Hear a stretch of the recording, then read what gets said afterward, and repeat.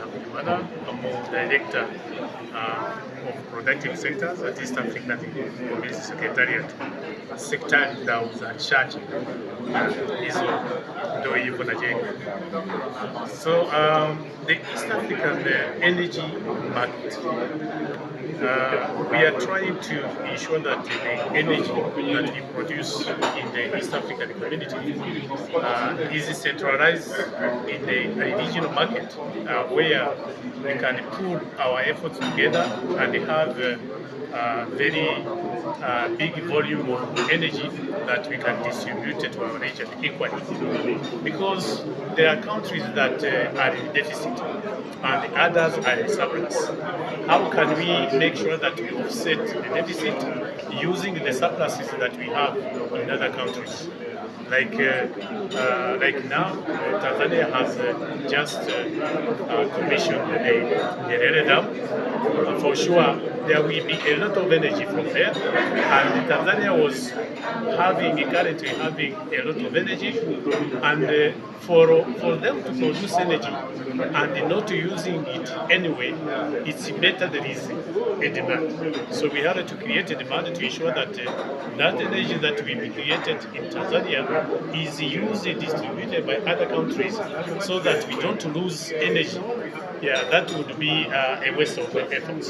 So that's the reason why that market is going to help, to ensure that we use the energy we produce is used, and there are no loss of energy, and there is no waste of efforts by the region. And it will help actually reduce even the price, the final price of energy that the very ordinary citizen of the East African community, the consumer, pays. So that's what we are targeting. Actually owned by the region, not only the countries that are riparian to those grids. Yeah, because like the one we talked about of Sumo is owned by 3 countries in Tanzania, Rwanda, and Burundi. Yeah, because they put all the efforts together. Even the money that the cost of the constructing the dam that came from African Development Bank, it was contracted. It is a loan that, a grant, not a loan. It is a grant that was given to the 3 countries through the support by the East African community. So the 3 countries own the dam, but the entire East African community, benefits from the dam, because it does not belong to only those countries. The same for the Chikagati Congo, the one between the United Republic of Tanzania and Uganda, and even the one of Songezi, that is the downstream of Chikagati Congo, which is between Rwanda, Uganda, and the United Republic of Tanzania. So those are the projects that we decide together, and we finance together, and we have to make sure that we work, and it requires efforts of every one of the countries of East Africa. The situation that we are currently above 75% as a country, one of the strategies which the government employed is funding for the last mile. I think in the past we are using a commercial model. In a commercial model, you pay for all the connectivity. So if it requires an extension of the line, say by 10 kilometers, addition of a transformer, the applicant would have to fund and pay for all that particular cost.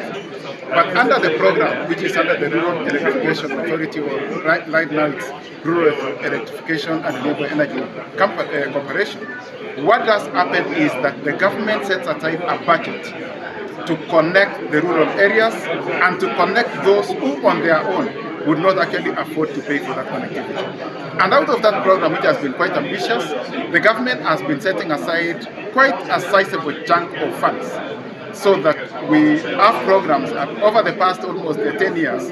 I think they have connected over 2 million, possibly over 2.5 million, using that particular program. So when you look at what the government is doing in that particular space, vis-a-vis the applicants, the normal applicants who are able to afford, the two have actually complemented one another to spur that particular growth, so that at the moment we are at 75%, and we have been doing about 500,000 new connections every year. But we expect this to increase the more in the years to come. And not only has the government been setting aside that budget or those funding, but it has also been attracting the donors, the likes of the World Bank, AFD, EIB, and even Africa Development Bank, to set aside funds and support the government in that particular initiative. Ni naibu mkurugenzi mtendaji ninayeshughulika na uzalishaji wa umeme katika shirika la umeme TANESCO. Tumekuja katika mkutano. Huu ni mkutano ambao unafuatia mkutano uliofanyika au uliokamilika Dar es Salaam jana, ambao ulihusisha mawaziri wa nishati na mawaziri wa fedha pamoja na marais kutoka nchi mbalimbali ya Afrika kwa ajili ya Mission 300 ambayo inalenga kuwapatia wananchi milioni 300 ndani ya Afrika umeme kufikia mwaka 2030. Sasa Tanzania katika mpango huo, na sisi tumepanga kuwapatia wananchi milioni 8.3 umeme kufikia mwaka 2030. Sasa katika huu mkutano wa Afrika Mashariki, ni ushirikiano wa Afrika Mashariki, tunaangalia namna ya kufikia haya malengo. Katika session yetu ya asubuhi kilichokuwa kinaongelewa hapo ni kuangalia namna ya kufikia hilo lengo.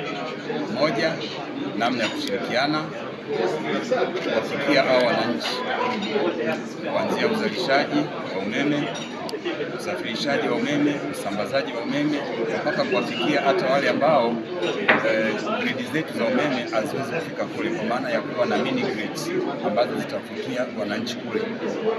Sasa kuna mambo mengi ambayo tumejadili hapa kwenye hii session asubuhi, ikiwemo namna ya kupata financing, namna ya kupata pesa, namna ya kuwavutia wawekezaji kuweza kuleta pesa zao ili kutimiza hilo lengo.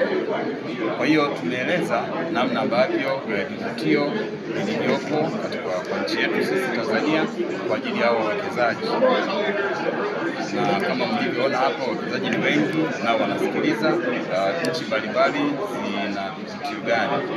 Kwa hiyo hayo ndio tulikuwa tunajaribu kuwafahamisha na kuwasensitize ili waweze kuja kuwekeza katika nchi yetu, kuhakikisha kwamba hilo lengo la kuwafikia hawa wananchi niliowataja kufikiwa na umeme linakamilika,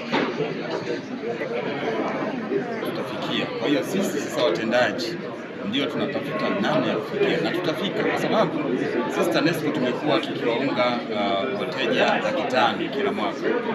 Sasa ukiangalia target hii ya sasa mpya, maanake tunatakiwa tuwaunge wateja milioni 1.6, ni kama mara 3 ya namna ambavyo tunafanya. Kwa hiyo kama tuweza kufika 500,000, maanake ni kujistress kuweza kufikia hiyo mara 3 ya kila mwaka, ili kuweza kutimiza lengo la kufikia mwaka 2030. Kwa hiyo ndio maana tunasema utility au TANESCO kama TANESCO peke yake haiwezi kufanya peke yake, lazima kuwaita wawekezaji wengine, developers wengine. Kwa hiyo kuhakikisha mazingira yanakuwa mazuri kwa wao kuweza kuwekeza ili kufikia hilo lengo. Tumetohoa hiyo Mission 300 kwetu sisi kwamba tunawahitaji customers wangapi. Kwa hiyo tumekwenda mpaka kwenye mwaka kwamba kwa mwaka tunataka wateja wangapi waweze kuja. Kwa mfano Ziwa Victoria kuna visiwa kule, kuna kisiwa cha Mafia kule baharini. Sasa kule hatutegemei labda kwamba gridi ya taifa itaweza kufika. Sasa maeneo yale ndio tunakuvutia wawekezaji au private developers kufika kule na kuwekeza kwenye umeme, lakini kwa bei ambayo itakuwa affordable kwa wale wananchi. Serikali imeweka incentives nyingi hata kwenye vifaa vya umeme jua, umeme wa upepo, lakini lengo lake ni kuhakikisha kwamba hao wawekezaji watakapokuja, basi ule umeme utakaopatikana utakuwa kwa bei ambayo wananchi wanaweza kufikia.